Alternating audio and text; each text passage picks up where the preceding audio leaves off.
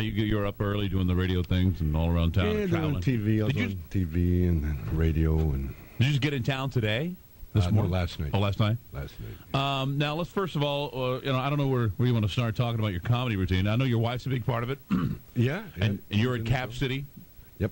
And that's tonight and tomorrow night. 2 shows, 8 o'clock and 10:30. We'll get it out of the way and let everybody know what's happening. Yep. Because you need, if you want to get a ticket, you need to get it now. That's why I'm telling you so early, because I understand they're going pretty fast.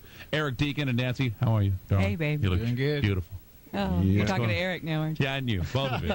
You're both beautiful. And Thank you, Shannon. I think Cheech is going to show up Oh, really? tonight. You think so? Night. Maybe it'll be you guys get along? That's a big thing. Everyone wants me to ask you that. Well, in Austin, there's a lot of Cheeches. Is there? There's more That's than true. There's more than you really need. That's true. They're deporting some of them, I heard. Quota. No, do I get along with Cheech? Yeah, I get along with him, I mean, I like him much better now he's come out of the closet. Yeah. Do you think he's a sellout because now he's doing some dippy TV show where he's a cop? No. What I realized, watching the E! Channel, like I said, I learned something. That's right. And I learned that... that was we're talking about your real, true Hollywood story on the E! Channel. Yeah. The true Hollywood story, Cheech and Chong. I realized that the character that I played was really me. But the character that he played was, he was never a lowrider, So it was a character. Yeah, he was like a... like he is now. He's a cop. Yeah, he was a highly educated guy. His dad was a cop in L.A., right? Yeah, he was educated. He was one of those fraternity guys. Really? Yeah, the fraternity guys. That always had to hang out in packs so that guys like me wouldn't beat the crap out of them.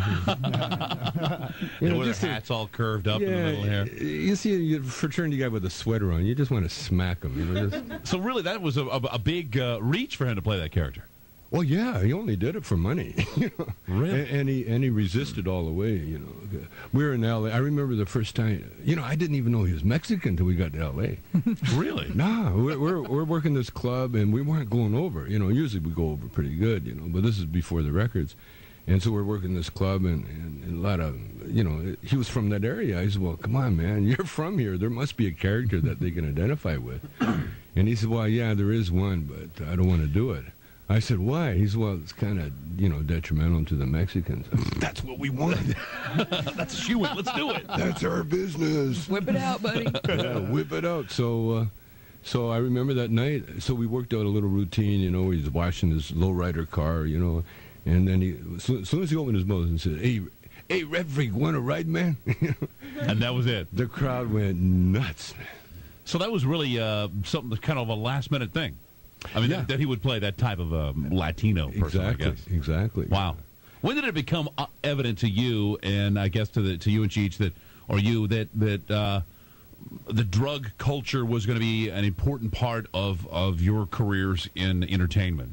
Well, see, I'm a musician. I go way, way back. Well, there's no question about the drug culture being involved in the music scene. Yeah. And that was, when I was 18, a Chinese guy in Calgary handed me a Lenny Bruce record and a joint. It was like a double turn-on. And I did what so many people do with Cheech and Chong records. I took it home, and I lit up the joint, and I said, oh, this is really nice. And that record's really funny. And I used to get up in the morning, and before I was even awake, I'd put the record on, Wow. And it was like a memory thing.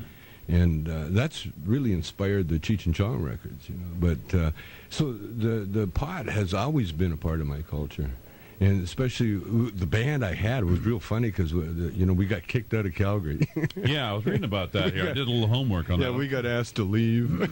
What band was that? What was the name of that band? That band was called The Shades. The Shades. We had an American Indian, a Canadian black, and myself, half Chinese. So we're all different colors. We call ourselves The Shades. And so we're playing these, we're like a punk band. In those days it was called rock and roll. And the first rhythm and blues band. Yeah. We played all Bo Diddley songs and that. And we played for a dance every Saturday. We ran our own dance. It was like a teen club. And it was a great cover, a great front, because all the thugs would come to our dance. And then, they'd dance, have a good time. And then after the dance was over, then they'd go out and, terrorize the city. Uh-huh. You know that kind of, oh, there's a party over here, man. And then every, 4,000 people would show up at some poor girl babysitting. Yeah.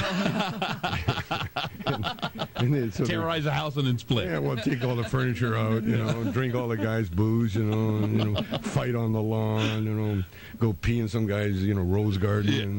Yeah. And so then, so the cops blamed us. They said, if they weren't in town, it wouldn't happen. So they kicked us out of town.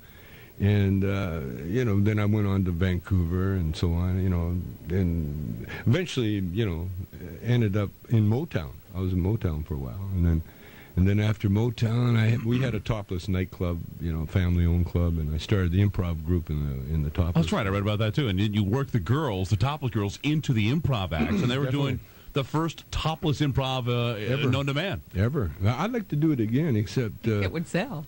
It would sell like crazy. It would be very hard to get, the topless girls with real titties, Oh.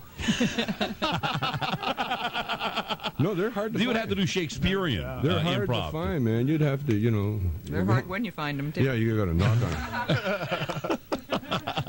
That's how you'd audition them, Hey, let's take a quick break here, Tommy, if you don't mind. And when we get back, I want to ask you about how difficult it was to sell the Cheech and Chong movie concept with the marijuana themes behind it to these major studios, the major movies. Okay. All right, stick around, folks. Tommy Chong in the studio here on FM Talk 98.9 KJFK. I'm Shannon Burke. I'll be right back after this quick message.